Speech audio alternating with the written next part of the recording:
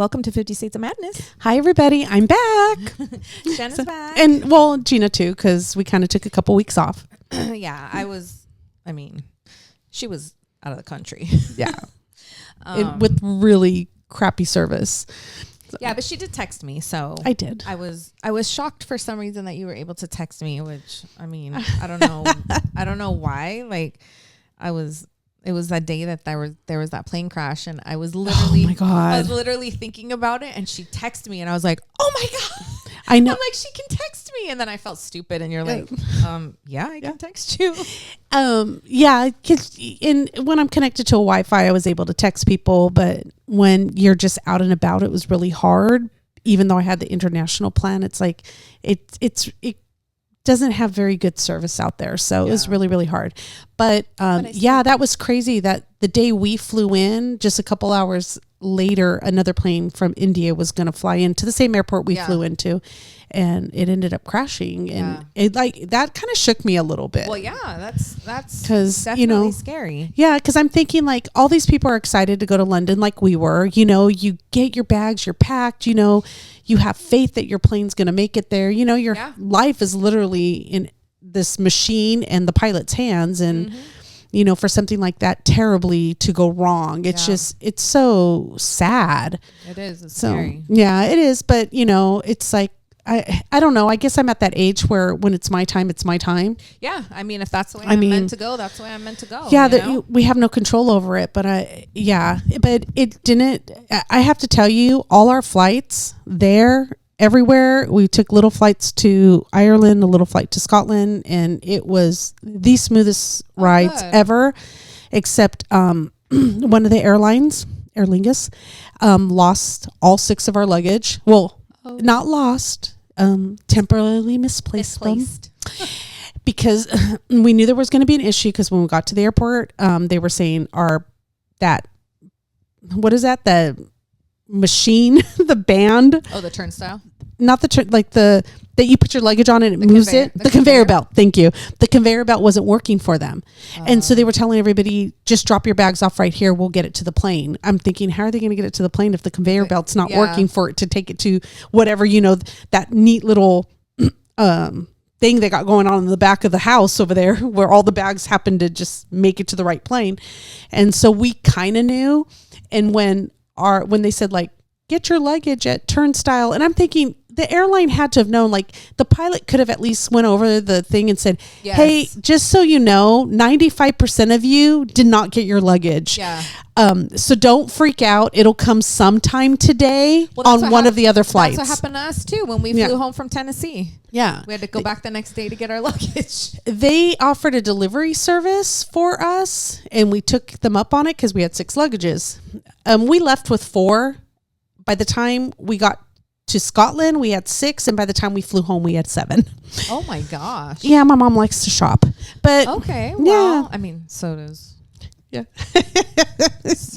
We do. I do too. Yeah, I can't just blame her. Yeah, it's fun when you go and you see lots of things. There have been times where we've been in the airport and she's, pulling stuff out. Nope, you still got 1 more pound. Nope, we're pulling stuff out. We've been there a few times. It's bad where we're moving stuff around and trying to make stuff fit, and so so we'll see. But I had a lot of fun, and but I just want to tell people out there who are still waiting for their little felt pets. I am going to work on it. I know that I've kind of slacked off on it a little bit, but it's only because I was out of the country. But I am going to get back on it, so don't worry. I haven't forgotten about you if you haven't received it yet, but I am going to work on them. So keep sending me your pet photos, and I will definitely do it for you. Yeah, we have Helen's. We need Kim. I'm trying to think who else. I think that might be it. Okay. Yeah. I know I need to work on it. If you're on our Patreon and you haven't sent me a picture of an animal or something that you want done in felt, then send it to us, please. Perfect. Yes. So what are we going to be talking about today? I want to give a shout out to my nephew, because my nephew got married last weekend. Yeah, congratulations. My nephew Charles and my new niece Celine, who is wonderful, and she's a huge supporter of the podcast. She buys our merch and she listens all the time. And my nephew Charles told me last week or the week before. He's like, I've been listening to your podcast every single day. I was like, oh, yeah. Well, shout out to them. So congratulations, Charles and Celine. Yes. That's awesome. It was a wonderful wedding. The wedding That's was what I saw the pictures. Oh my God, it was beautiful. It was wonderful. It looked really nice. So today we're going to talk about a case that I've had on. I have like a little running list that sometimes I look at and sometimes I don't, just because, you know, we'll be talking about things and we're like, oh yeah, let's do this or let's do that. But I've had this one on that I wanted to do for a while because it's very, very, the similarities to the Chris Watts case are uncanny. Shut up. Yeah. Like it's. Yeah. So, I wanted to do it for a while and I've read up on it, but I haven't, watched a lot or whatever. So I was like, you know what?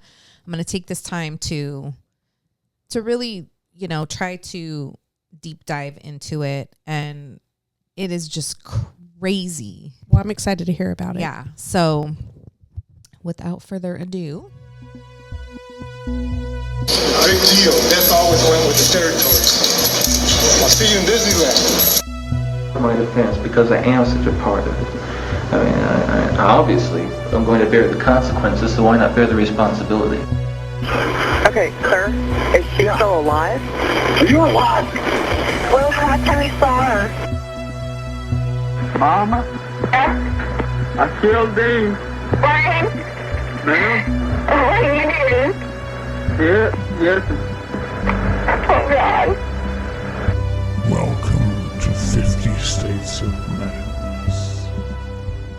So there is a book that was written about this case and it's called One Last Kiss. I wanted to read it, but I didn't have time. So I'm probably going to go back and read it because I'm sure that it has like maybe a lot of details that I left out. And I was looking on Reddit and they like people really. I love Reddit. I don't know why.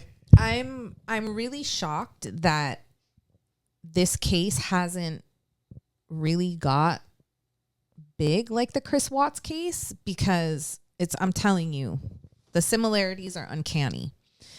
So Sherry Weiss met Chris Coleman at a K-9 training seminar at Lackland Air Force Base in San Antonio in May 1997. Weiss, 21, was an MP in the Air Force. Coleman, a Marine, was 22. They dated for just a few months before Weiss was pregnant with their son Garrett, and the two got married. Gavin, their next son, was born about 2 years later. Chris Coleman grew up the son of Ron and Connie Coleman, evangelical pastors in Monroe County, Illinois. Joyce Meyer, a televangelist and head of International Christian Ministry, who knew the Colemans, hired Chris to work on her security team. It wasn't long before Chris became Joyce's personal bodyguard, earning a salary of $100,000 a year. So this woman is like, apparently she's huge. I'd never heard of her before, but apparently she's pretty well known to be for her to be needing a personal bodyguard. So in that personal bodyguard making $100,000 a year. Yeah. So apparently she was doing something. So Chris, Sherry, and their boys lived in a 2-story home in the 2800 block of Robert Drive in Columbia, Illinois, a short drive away from Chris's parents in Chester. Friends and neighbors described Chris and Sherry as a wonderful couple, and with Gavin and Garrett, a beautiful family. So I watched some interviews with friends of the family, neighbors, all kinds of people that were around them, that were close to them, not so close to them.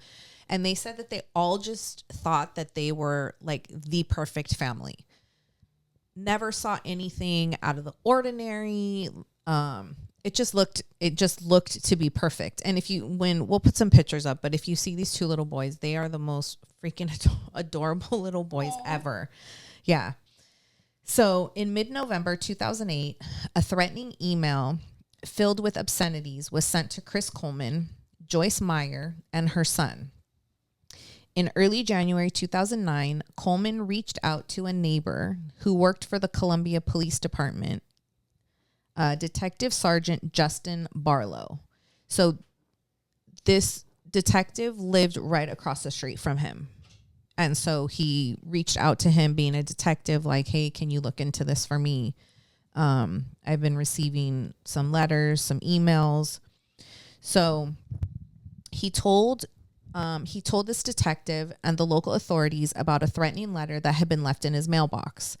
Police agreed to patrol the neighborhood, and Barlow installed a security camera pointed at the Coleman's mailbox. Neither the camera nor the extra patrols yielded any results. So he just basically thought, okay, like, I'm just going to do this on my own.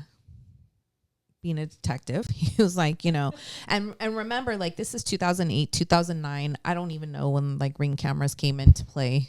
Yeah, I don't think they were as popular as they are now. No, because if you think about it, that's almost 20 years ago. As Yeah. scary as that is, that's almost 20 years ago.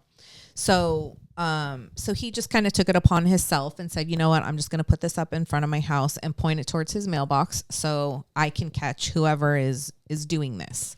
I mean, yeah, if you actually look back at it, I don't think we even had really like cell phones. Like, not everybody had a cell phone at that time.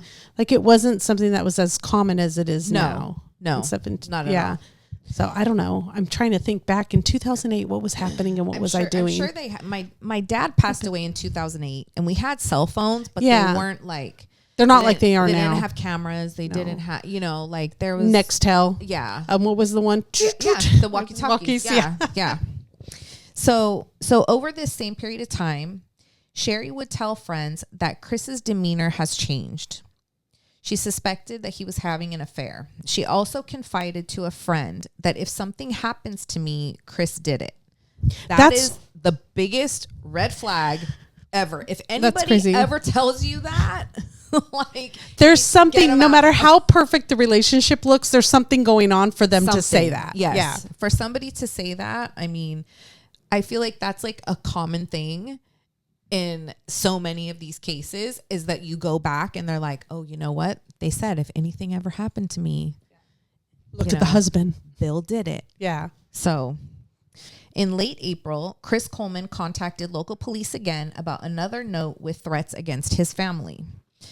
On the morning of May 5th, 2009, Chris Coleman left his home at the 2800 block of Robert Drive to go out to a gym in South St. Louis County. He called Sherry's cell phone and left a message. He texted her again while at the gym and called once more when he was on his way home. Chris called Barlow at the Columbia Police Department and requested they check on Sherry and the boys. Now, remember, Barlow is his across the street neighbor. Yeah. The police officer. Yes. So Barlow met a Columbia police officer in front of the Coleman residence. They discovered a basement window had been opened. The pair entered the basement and made their way through the house. During the search, they saw spray paint on the walls in big red letters saying, "I'm always watching. You have paid," and punished. Just the word punished. So police found the bodies of Sherry, Garrett, and Gavin in their beds, each in separate bedrooms. They found all their bodies. They had ligature marks on their necks, indicating that they had been strangled with a cord or a rope. While police were searching the house, Chris had pulled into the driveway just before 7 a.m. Another officer had arrived and kept Chris outside the residence. Barlow and the other Columbia officer left the home and informed Chris that his family was dead. Chris was taken to Columbia Police Headquarters and interviewed. Investigators suspected Chris could be involved in his family's deaths. Digital evidence recovered from Sherry's phone and Chris's laptop pointed to marital problems and pointed suspicion over an affair with a woman named Tara Lintz. So, very reminiscent of the Chris Watts case. Yeah, he was having the affair, and they were having problems, marital problems, but on the outside they looked perfect. Well, and so, but that doesn't always scream murder, though. You know what I mean? No, like, not every man who has an affair is gonna kill their wife. Yeah, I just don't understand. I don't know. Just get a divorce. I know. Leave. But the thing is like, why the kids though too? Like, oh, it just kills me. No, I mean it's come on, baby. No, it's I think maybe sometimes it becomes a problem with either, with one of them like in the Nicole Kessinger case, like, you know, I want to have your first son. Yeah, and, I want to you know, have your kids with you. Yeah. So, so obviously, as you can see, we have a little friend. He missed me. As detectives grilled Chris, they learned that Lintz was Sherry's friend and lived in St. Petersburg, Florida. So this was one of his wife's very good friends from school. Like, they had gone to school together. Yeah. And she lived in Florida, so she wasn't close to them. Yeah. So Chris told authorities he knew Lintz and that the two were friends themselves. At the same time, officers in Florida were questioning Lintz about the nature of her relationship with Chris Coleman. So as they're questioning him, the detectives in Florida are questioning her at the same time. So when this detective went in and discovered the bodies, how soon afterwards did they discover all this information on the laptop, on like the marital problems? Very quickly. So it was out in the open. I'm pretty sure that she probably already knew about it then. If it was that apparent to them who came in from the outside. Yeah. I wonder. What was apparent to her? That he killed that he was having an affair. Like to his wife. Oh, yes. Yeah. Like, yes. It just seems like, you know, it's just out there. Right. So a picture. Okay. I'm telling you, he's such a pain in the ass. But I love you. I know. Get over here. Come here. Sit down. Big puffball. So a picture emerged of a man engaging in an affair with his wife's friend. The two had rendezvous in Arizona and Hawaii while Chris was traveling for work and exchanged numerous texts, pictures, and videos of a sexual nature. So basically, every single time that he was traveling with this woman that he worked for, he was flying his mistress or girlfriend on the side or whatever. He was flying her to Arizona, to Hawaii, like wherever he was, and they were having little rendezvous because she lived in Florida, they lived in Illinois. So that just sucks though, because I'm over here raising your kids and keeping your household, thinking that you're working and you're providing for us, and I'm working over here really hard, and you're over there creating vacations for your mistress, and I'm over here like, where's my vacation? Mm-hmm. So Coleman's family held funerals for Sherry, Gavin, and Garrett on May 9th at Evergreen Cemetery in Chester. Sherry's family had the bodies brought to a funeral home in a Chicago suburb days later for a visitation. Chris Coleman did not attend that service. All the while, detectives with the major case squad were piecing together a case against Chris. Computer data specialists inspected his laptop. Handwriting analysis looked at the threatening emails, notes, and spray-painted messages in the home, and forensic examiners pored over police paperwork and the autopsy reports on the victims. Evidence was also recovered from a stretch of Interstate 255 that authorities searched near the Jefferson Barracks Bridge, the same route Coleman would typically take going to and from the gym. However, cell phone tracking would later show Chris took a longer route home on the morning of May 5th. So he was trying to waste time. Yeah, obviously. He was stalling. He was waiting for them to find the bodies. Investigators had very good reason to suspect Chris Coleman killed Sherry and their sons. In an interview with reporters days later, the head of the major case squad, Major Jeff Connor, said he believed he knew who killed Sherry, Gavin, and Garrett. After a conference call with the famed forensic pathologist, Dr. Michael Bodden, who we've talked about multiple times before on this podcast, he's a very, very popular, well-known pathologist. The doctor said that Sherry and her kids were almost certainly murdered before Chris left the house that morning. Police believed they had their man. So he obviously found out about this because of time of death. Yeah. Okay. So he did it. He killed them, went to the gym, called his neighbor, pretended like you couldn't get a hold of anybody, had to make the phone calls, had to send the text messages, the whole thing. Yeah. So I just want people to know you're not going to get away with it out there. Like, I just feel like baffles my mind. Yeah. Yeah, like during all this whole process, you just really think like, okay, I'm getting away with this. I'm doing it. Chris Coleman was arrested on May 19th, 2009 at his parents' home in Chester, Illinois, and charged with 3 counts of first-degree murder. Police said Coleman spray painted his walls to make it look like someone else killed his family. After lengthy delays and pushes to move the proceedings elsewhere, the trial began on April 25th, 2011 in Waterloo, Illinois. Jurors were selected from Perry County to avoid the possibility of a tainted jury. Prosecutors attempted to paint a picture of a man desperate to get out of a marriage and run off with his mistress by pinning his family's murders on a mystery assailant. Dr. Bodden testified on behalf of the prosecution about the time of death of Sherry and her boys. They were likely killed hours before Chris Coleman left his home that morning. A computer forensic analyst told jurors the threatening emails sent to Chris in the months prior to the murders were actually sent from Coleman's own laptop using his own login information. Okay, just, I don't know, maybe in 2008 they weren't as savvy or didn't know too much about it, but you know they can trace everything. Such a dumbass. I know. Such a dumbass. It gets even worse. Just wait, because this guy is he might as well have he's really gonna blow your mind. Cut the letters out of magazines Right? and pasted it to a paper and put it in his mailbox, but left the magazines inside his garage. Yeah. Like it just. No, it's ridiculous. Yeah. It's ridiculous. So law enforcement from the Columbia Police Department, including the Coleman's neighbor, Justin Barlow, testified about the immediate aftermath of the murders and the subsequent investigation into Chris Coleman. A Columbia detective said she found a receipt for red spray paint in the Coleman's house and eventually traced it to a hardware store. Chris, what is wrong with you? Thank you. I mean, come on.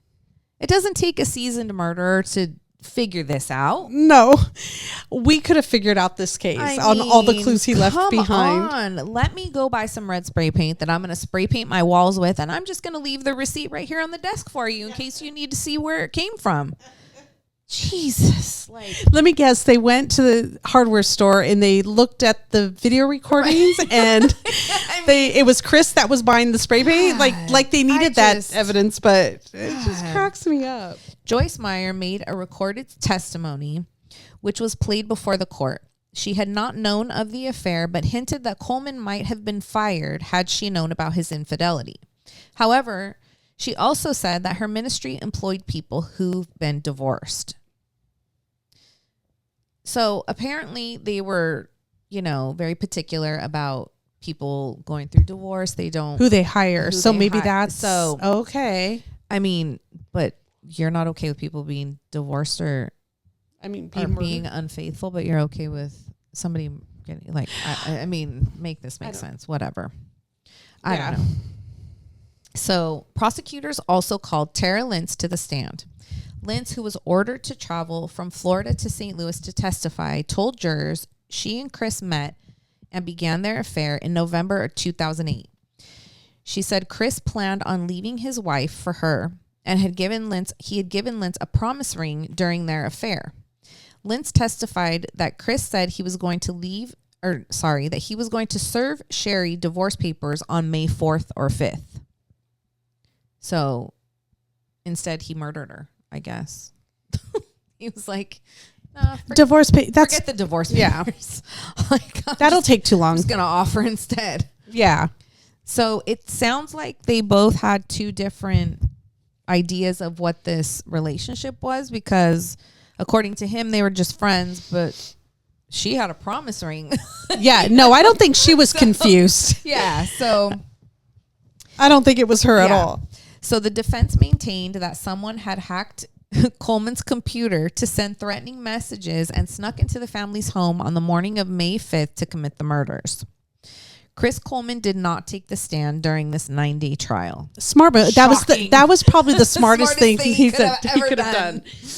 So after 15 hours of deliberation over 2 days, the jury returned guilty verdicts on all counts on May 5th, 2011, the 2-year anniversary of the murders. Juror Kim Ferrari said after the conviction, the jury believed Chris Coleman was guilty, but 4 of them needed more proof before delivering a verdict. They found it almost by accident on photographs that had been sitting in the jury room since the deliberations began. I thought we were going to be a hung jury. But then the more we kept going, the more it made me see we had to just keep after it, and that we would find the information we needed, and then we eventually find it, she said. What they found were photographs of Chris Coleman and Tara Lentz on the back of a foam board with October 2008 dates printed on them, which proved to the jurors their affair began earlier than they had previously been told. Remember, Coleman had long asserted that he and Lentz began their affair in November of 2008. When we found that bit of evidence, everybody was like, okay, we're done, Ferrari said. Ferrari said that she was willing to sentence Coleman to death and believes the jury would have given him the death penalty had they been given the chance. Days after the conviction, Coleman waived his right to be sentenced by the jury and put his fate in the hands of Judge Milton Wharton, who presided over the court case. Wharton sentenced Coleman to life in prison without the possibility of parole. It was a surprise, Ferrari said. I am very surprised that Coleman did that, but I think he knew that we were going to sentence him to the death penalty. Asked if she was disappointed the judge did not impose a death sentence, Ferrari said no, because even though I say I'm okay with the death penalty, this way he is going to have to sit in prison for the rest of his life and think about what he did every day for the rest of his life, she said. Such a sentence would have been symbolic anyway. Former Governor Pat Quinn signed legislation in March 2011 outlining the death penalty. Coleman was sent to Pontiac Correctional Center in Illinois, located between Bloomington and Chicago. In June 2011, a judge denied Coleman's request for a retrial. This guy's trying to get a retrial. Yeah. Coleman was then transferred to Dodge Correctional Institution in Wisconsin that August for safety reasons. And we know who is in Dodge facility is Chris Watts. Yeah. So they are serving time together. They belong together. I wonder if that's the place they just send guys who murder their wives. Right? Who knows? And their whole families. Yeah. Like, I don't know. Maybe it's like just the closest high level security. Right. Yeah. It may be. Yeah. It may be. So in December 2012, the bodies of Sherry, Gavin, and Garrett were exhumed from their graves at Evergreen Cemetery in Chester and relocated to Sherry's hometown just outside Chicago. I think that is 100% fair. There's no reason that Gus kills you and your body is buried with his family. With him and his family. Yeah. No, thank you. Can you? Yeah. So yeah. Can you please retrieve my body from Mexico and right and burn me over here? Bring me back. I don't want to be buried, first of all. Not my thing. I'm trying to bring her with me, but I don't think that's gonna work either. So Chris Coleman's family fought a protracted legal battle to keep the bodies in Chester, but a judge ultimately decided that a convicted murderer should not be able to keep control of his victims. Why is his family on his side? Like, oh, you should see some of the. I don't get it. Like, they're very reminiscent of the Chris Watts case. His parents in an interview that I watched, like, mom is smiling and like just doesn't believe that he would ever do this, and yeah, it's kind of disgusting, to be honest with you. It's worse than the Chris Watts case to me. Like, watching their interview, I was just like, oh, this is disgusting. Did the girlfriend have anything to do with it? No. Okay. So Chris's own future gravesite would have been right next to his murdered wife. Oh, hell no. Come on. If not happening. If that was my child, I get with the family. Like, I'm going to go visit my daughter in her grave and I'm going to have to look at his family's. No, thank you. Not happening. So Coleman's parents, who still... There needs to be legislation on that. Like, I just really feel very strongly about this. Like, I don't feel like each person has to fight to get their family members not next to their murderer. This had to go before a judge. Yeah, like, I just feel like it should just be like... That's a given. Yeah, like, you're not buried next to your murderer. Yeah. I don't know. It does not make any sense whatsoever. Coleman's parents, who still live in southern Illinois town, said they had an equal right to be near the grandkids. The gravestone marking Sherry and her boys remained at Evergreen Cemetery because it was paid for by Ron and Connie Coleman. So the gravestone marker is still there with their kids' names on it and everyone's names, but the bodies were exhumed and moved. So the bodies are not there. So Coleman and his attorneys attempted to appeal his prison term yet again, but in January 2015, a judge upheld the conviction and life sentence. In an April 2018 interview with Crime Watch Daily, Chris Coleman maintained his innocence and said he was set up. Actually, what never came out in court is that I had 2 laptops. Listen to this guy. Just listen to this. I had 2 laptops and I traveled with one and I left the other one at home or at the office. He said during a phone interview, they were never both on me at the same time. And the one that was connected to the threats was the one that I would either leave at the office or at home.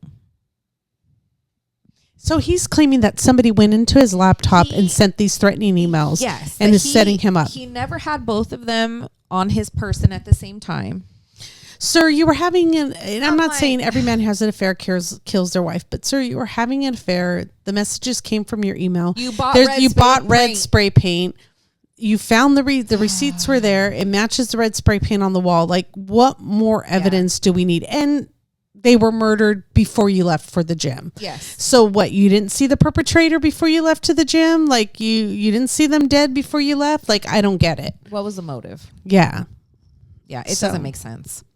So on the same program, Pastor Ron Coleman insisted on his son's innocence, adding that an affair would not have been a motive for the murders. We say that all the time, but all the other stuff. Yeah. Tara was just meeting a need at the time that Sherry wasn't taking care of, he said. Ron continued. This is his father, mind you. Who's a pastor? Okay. Isn't Chris Watts' dad named Ron? Yeah. Right? I think it is. Sure. So he continued. Well, I mean, every man has his desires and every man has to be respected. It's built into every man. If your wife doesn't respect you, then you're going to find respect someplace else. I would like to put my fist right between this man's eyes. Well, I mean, obviously we know where Chris got his values. Of course. So yeah, it was learned. This was a learned behavior. And I actually feel, I'm kind of thinking, like, when you tell me the demeanor of the mom and the wife, it's almost as if it's a woman who's not in a very good, happy relationship with her husband. Yeah. And she's just smiling, going along with it because don't upset the husband and don't disrespect him. Yeah. Sorry. I don't know. I feel, no, it's ridiculous. It had me so angry. I was so upset when I was reading this stuff. So, when asked if he thought Sherry was being a bad wife, Ron Coleman responded, "Just at that short, brief time, she stepped back from doing her job as a wife." It's a job? I don't give a shit if you decide as a wife that you're not going to give your husband, it's your body. You don't feel like having sex with your husband, there's a reason behind it, okay? But I'm just not even going to get into that. But there's got to be a reason, because if your husband is fulfilling your needs as well, you're going to want to give him that. Yeah. And you're going to want to have sex. You're going to want to make him happy. Mm-hmm. So it goes both ways. Yep. So. Agreed. But. 100%. Thank you. It's like, you're going to want to do that stuff. So. But that doesn't, there's no reason to kill your wife because she's not fulfilling your sexual desires and needs. This is a woman who has 2 kids. Mm-hmm. Young kids. 2 little kids. 2 years apart. Yeah. Like, give the woman a break. Yeah. Like, running a household, having a husband who's out, gallivanting in different states, taking his mistress on vacations. I'm sorry. Yeah. Flying to Hawaii, Arizona, flying to all these places. You're at home taking care of the kids. And then he walks through the door and you're like, oh yeah, honey. Yeah. I want you. No, thank you. Like, not happening. Yes. I don't know. But for the dad to be giving, there's no reason to have an affair at all. 100%. It's very clear where he got a divorce. Yeah. Yeah. It's very clear where he learned to be this way. And it's very clear that this man as a pastor is doing this to his wife. That's the sad part. Mm-hmm. Yep. Yeah. if he's making it as he's normalizing it like this, you Yeah, know, of course. if you're not gonna, I wonder what he's saying in his sermons to his Could you congregation. imagine? Yeah, could you imagine? Oh my gosh. Yeah. So also in April, attorneys filed a request for a new trial on Coleman's behalf based on a claim of improper evidence. This guy's just trying. Specifically, those extra photos that jurors discovered that led them to a conviction. A judge granted an evidentiary hearing in March 2019 to move the proceedings forward, but in July 2020, that same judge denied the appeal for a new trial. Good. He saw through it. So yeah, he's just, I mean, I hope the guy rots in prison like for the rest of his life. I don't know. I don't. Okay, I'm going back to the father. Okay, so what's the reason for the kids? Were the kids disrespecting the dad as well? Yeah. I don't get where he's making the connection where it's okay to do this to somebody who's raising your two children. I think it's just very common, like in cases like this, that we just see the parents just like overly supporting their son or daughter, whoever has, you know, committed these crimes or whatever. Like, I get it. And like we've said before, you don't know what you would do in a situation like this. I can sit here till I'm blue in the face and say, you know, that I wouldn't support my kids and blah, blah, blah, this, that, and the other. And you don't know. You don't. But to go to this extreme of calling her a bad wife and, you know, like that's... Why bash her after death?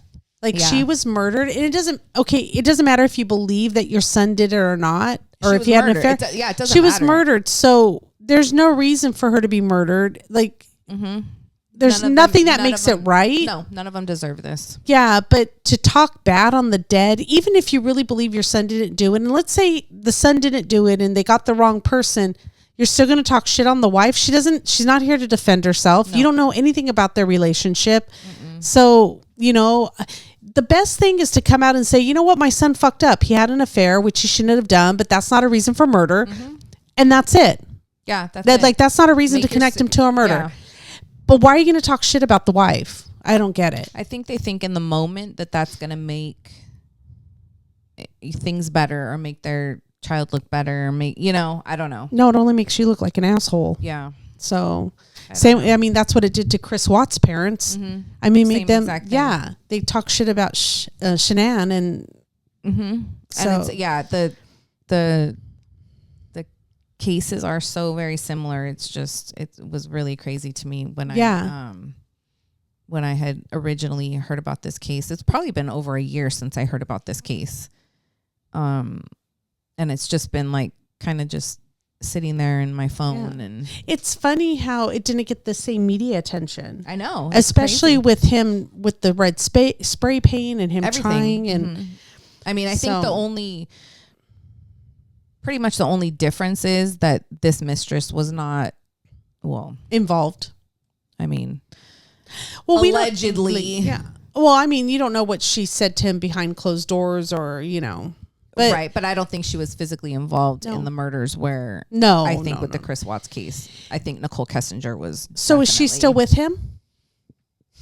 I just want to know if that I don't know. I'm interested in. I highly doubt it. Yeah, I mean, doubt it. I don't think they went through with the marriage.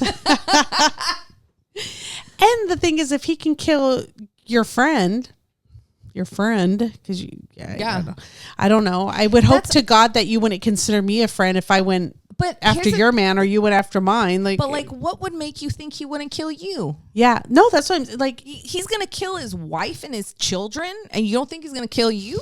Yeah, if you're getting in the way, what if he finds somebody else? How's he gonna get rid of you? Yeah. Man. Oh God, I just really wonder. It makes me really, really wonder about people sometimes. But you know what? I don't know. Well, anyways, that's why it's 50 States of Madness. That's right. That's correct. So we will have this episode out this week. And then we will probably have one next week. And then the following week, we will be gone for 2 weeks. We will be in Ohio. Doing really fun stuff for the podcast. Yes. So I don't know if we will have episodes out. I would probably say we will not. But when we get back, we will definitely catch you guys up on all of our, all endeavors, of our adventures. Yeah. And make sure to that you're following our Instagram, because we will, at some point be posting pictures and stuff like that of stuff that we're doing. We are going to Waverly Hills Sanitarium in Kentucky. West Virginia Penitentiary, I believe. Okay. We might try to hit up. Oh, awesome. I'm just going along with this. She doesn't know a lot of this stuff. I have a list. She's been researching. But we are doing an overnight paranormal investigation at Waverly Hills Sanitarium. Yes. So that is already done and booked. And I'm so excited for that. I've wanted to go there for so long. I'm like, she's doing her this bucket shit is like list. bucket list stuff for me. Like, yeah. So, so we're going to be there for almost 2 weeks. So it'll be a very fun trip. So, so we will see you guys next week. And then after that, a few weeks off, and then we'll be back. Okay. So thank you guys for watching another week, and we will catch you soon. Thank you. Bye. See you later. Bye.